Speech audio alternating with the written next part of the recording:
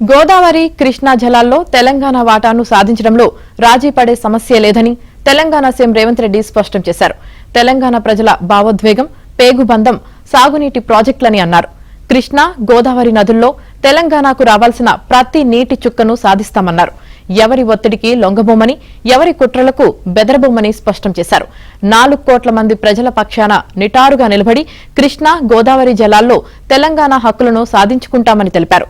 నాగార్జున సాగర్, శ్రీశైలం, శ్రీరామ్ సాగర్ వంటి బృహత్తర ప్రాజెక్టులు కాంగ్రెస్ హయాంలో నిర్మించినవేనని గుర్తు చేశారు.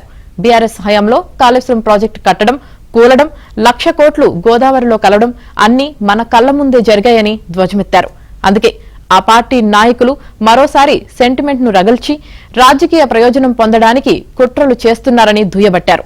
కాంగ్రెస్ ప్రభుత్వానికి పూర్తి బాధ్యత, అవగాహన ఉందని, ప్రాజెక్టులకు అనుమతులు తెచ్చుకోవడానికి అవసరమైన ప్రణాళికలు ఉన్నాయని పేర్కొన్నారు. ఎస్ఎల్బీసీ, పాలమూరు టు రంగారెడ్డి, డిండి వంటి ఎత్తిపోతల పథకాలను పూర్తి చేసి తెలంగాణను రోల్ మోడల్ గా తీర్చిదిద్దే బాధ్యత ప్రజాప్రభుత్వం తీసుకుంటుందని ప్రకటించారు.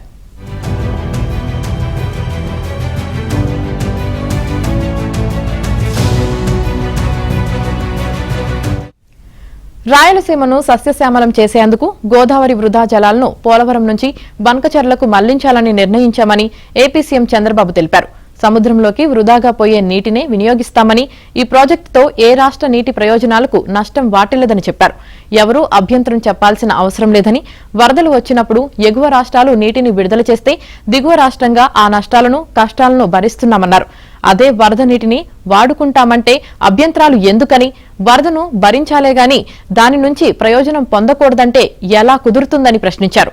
2027 డిసెంబర్ నాటికి పోలవరం ప్రాజెక్టును పూర్తి చేస్తామన్నారు. ప్రకాశం జిల్లాను కరువు నుంచి బయటపడేసే వెలుగొండ ప్రాజెక్టుకు అత్యంత ప్రాధాన్యతమిస్తామని, వచ్చే జూలై కల్లా సాగునీరు ఇచ్చే దిశగా పనులు చేస్తున్నామని చెప్పారు.